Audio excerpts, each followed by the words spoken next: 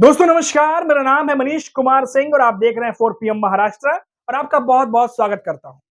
दोस्तों महाराष्ट्र में इन दिनों बीजेपी जो है इस समय थोड़ा बैकफुट पर नजर आ रही है। कारण है 3 भाषा वाला फॉर्मूला, त्रिभाषा जो फॉर्मूला जिस पर बात चल रही थी। आपको पता ही है खासतौर से मराठी वर्सेस हिंदी को लेकर जो भाषा विवाद छिड़ा हुआ था। पहली कक्षा से जो हिंदी भाषा को अनिवार्य करने की बात कही जा रही थी, उसको लेकर के बीजेपी एक बैकफुट पर दिखाई दे रही है। कारण है उद्धव ठाकरे और राज ठाकरे।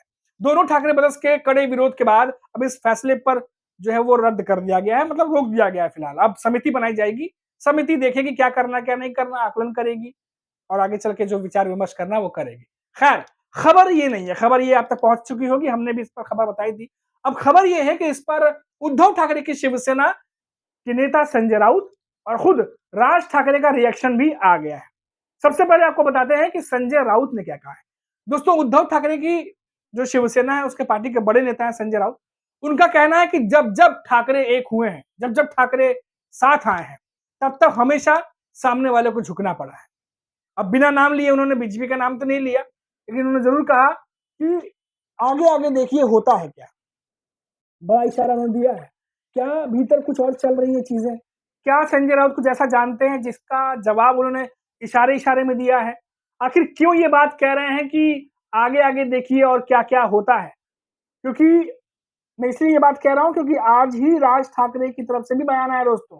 राज ठाकरे ने कहा है कि उन्हें संजय राउत का फोन आया था और 5 जुलाई को जो रैली होने वाली थी इस त्रिभाषा फॉर्मूले को लेकर के, उसके खिलाफ जो महारैली राज ठाकरे की एमएनएस और उद्धव ठाकरे की शिवसेना साथ में मिलकर करने वाली थी, अब उस महारैली को रद्द किया गया है क्योंकि अब फैसला जो है वो तो बदल दिया गया। लेकिन इस रैली को विजय रैली के तौर पर जो है वो मनाने का कार्यक्रम चल रहा है कि अब इस रैली को विजय रैली में कन्वर्ट कर दिया जाए और इसको लेकर संजय राउत और राज ठाकरे के बीच में बात हुई है। लेकिन राज ठाकरे जो है उन्होंने कहा कि ये बात तो कही कि उन्हें फोन आया है, लेकिन साथ ही साथ उन्होंने ये भी कहा कि मैंने ये कहा है कि ये रैली किसी पार्टी की नहीं होनी चाहिए, बल्कि ये लोगों के लिए होनी चाहिए क्योंकि ये लोगों की जीत है। अब ये बात संजय राउत कह रहे हैं, माफ कीजिएगा राज ठाकरे कह रहे हैं। अब राज ठाकरे कहते हैं कि जितने भी कलाकार हैं, साहित्यकार हैं, जर्नलिस्ट हैं, उन सबका धन्यवाद दिया उन्होंने कि इस लड़ाई में उन्होंने भी जो है उनका साथ दिया। अब देखिए दोस्तों, राज ठाकरे कहे कि अब इसके बाद, उनका कहना है कि अब इसके बाद दोबारा ऐसा कोई फैसला लेने से पहले बीजेपी फंसना नहीं चाहेगी, तो ऐसा दोबारा फैसला वो नहीं लेंगे, उनको एक मैसेज चला गया है। तो राज ठाकरे जो है उनका विरोध एकदम कड़ा था, उद्धव ठाकरे से भी ज्यादा कड़ा विरोध राज ठाकरे का था और कई मुद्दों पर वो बीजेपी को खरी खोटी सुना रहे थे। और इन सबके बीच में जब अब मामला जो है कहीं ना कहीं एक तरफ झुक गया है राज ठाकरे उद्धव ठाकरे की तरफ, क्योंकि इसके खिलाफ ही वो लड़ रहे थे, तो ऐसे में अब दोनों 5 जुलाई को होने वाली रैली जो थी खिलाफ में, अब उसे विजय रैली में कन्वर्ट करने पर बातचीत चल रहा है। हालांकि कब होगी कहां होगी इस पर भी डिटेल अभी आएगी, लेकिन एक बहुत बड़ी रैली, भव्य रैली जिसकी बात इन दिनों की जा रही है। अब देखिए दोस्तों, संजय राउत की बात को अगर आप ध्यान से सुनिए तो उन्होंने क्या कहा कि जब जब ठाकरे ब्रदर्स साथ आए हैं, झुकना पड़ा है विरोधियों को। और ठाकरे ब्रांड्स महाराष्ट्र में, उनसे बड़ा ब्रांड कोई नहीं, ठाकरे ब्रांड है। और साथ ही साथ कि आगे आगे देखिए होता है क्या। तो आगे आने वाले समय में भी क्या कुछ बड़ी स्ट्रेटेजी, कुछ बड़ा प्लान तैयार किया जा रहा है, क्योंकि राज ठाकरे खुद कह चुके हैं कि संजय राउत उनके साथ कॉल पर कनेक्ट रहते हैं, उनका कॉल आया था, दोनों के बीच में बातचीत चल रही है। तो क्या बीजेपी ने थोड़ा सा अड़ा हुआ रुख अपना करके त्रिभाषा फॉर्मूले पर कोई गलती तो नहीं कर दी है? क्या इसी गलती की वजह से ये मामला मुद्दा बना और मुद्दा बनने के बाद ठाकरे ब्रदर्स जो गठबंधन के नाम पर खुलकर बात नहीं कर रहे थे, हालांकि उनके नेता बयान दे रहे थे, इस मुद्दे पर एक हो गए। और 5 तारीख को, जो मैं पहले ही कह रहा हूं कि इससे पहले भी उनके कार्यकर्ताओं ने कुछ साथ में रैलियां की थी, लेकिन ये बड़ी रैली होने वाली थी, इसमें प्रमुख नेता भी शामिल होने वाले थे। अब ये कैसे होगी, क्या होगी, विजय रैली में कन्वर्ट किया जाएगा, किस तरीके से स्ट्रेटेजी होगा, कैसे प्लान करेंगे, महाराष्ट्र की जनता तक क्या मैसेज जाएगा, ये सब कुछ अभी रणनीति तो तैयार हो रही होगी। लेकिन यहां पर जो सबसे बड़ी बात है वो ये कि देवेंद्र फडणवीस की जो 2024 विधानसभा चुनाव के बाद सरकार बनी है, उसके बाद ये सबसे बड़ी एक तरीके से फजीहत कह सकते हैं या बैकफुट पर जाना कह सकते हैं, जिसको लेकर के देवेंद्र फडणवीस पहले पॉजिटिव नजर आ रहे थे, पहले एकदम खुलकर वो बयान दे रहे थे, बाद में उसे उसी बयान को उन्होंने बदला और बदलने के बाद फैसला भी बदलना पड़ा है।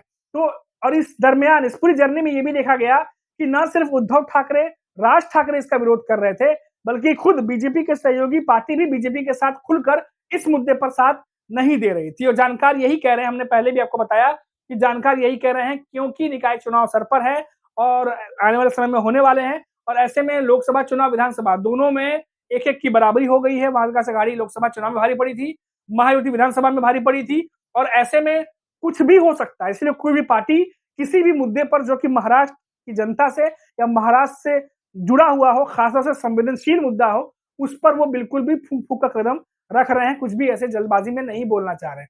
और तमाम पार्टी के नेताओं को, प्रमुख नेताओं को ये करते हुए देखा गया। बड़ी नपे-तुले अंदाज में बयान दिए, नपे-तुले अंदाज में इंटरव्यूज दिए इस पर, ताकि कोई विवाद ना हो जाए। और आखिरी में आप देखिए, बीजेपी को कहना ही पड़ा कि अभी फिलहाल हम रद्द कर रहे हैं, समिति बनाएंगे, बाद में देखेंगे इस पर क्या होगा। तो एक तरीके से झुकना ही पड़ा बीजेपी को ठाकरे ब्रदर्स के सामने, राज ठाकरे, उद्धव ठाकरे के सामने, और फैसला बदलना ही पड़ा। तो ऐसे में अब इसे बहुत बड़ी जीत मान रही है उद्धव ठाकरे की शिवसेना, राज ठाकरे की एमएनएस अपने लिए भी, और साथ ही साथ इसे महाराष्ट्र की जनता की जीत बता रही है। खैर, तो ये जो है पूरा मामला, अब वो इस तरीके से आगे बढ़ने वाला है। जाहिर तौर पर इस फैसले के बदलने के बाद उद्धव ठाकरे और राज ठाकरे दोनों की तरफ से ये कोशिश होगी कि इसको और थोड़ा ज्यादा लोगों तक पहुंचाया जाए, ये मैसेज जाए कि देखिए हमने किस तरीके से जो चीज होने वाली थी उसको बदला है हमने, और बार बार मैसेज देने की कोशिश जो है वो की जाएगी। तो अब देखना होगा कि ये जो दिलचस्प मोड़ आया हुआ है महाराष्ट्र की राजनीति में, ये आगे चलकर अब क्या मोड़ लेता है। फिलहाल जो ताजा अपडेट थी, जो राज ठाकरे बोल रहे थे, जो संजय राउत बोल रहे थे, दोनों के बयानों में क्या सिमिलरिटीज थी वो भी उन्होंने बताया आपको, कि दोनों जो है अब एक तरफ संजय राउत जो है वो राउत ठाकरे ब्रांड्स को लेकर के अब उनकी तरफ से ज्यादा कॉन्फिडेंस, और भी ज्यादा कॉन्फिडेंस में बातें होने लगी हैं। संजय राज ठाकरे खुद बोल रहे हैं कि संजय राउत का कॉल आया था, यानी फोन पर बातचीत हो रही है नेताओं के बीच में।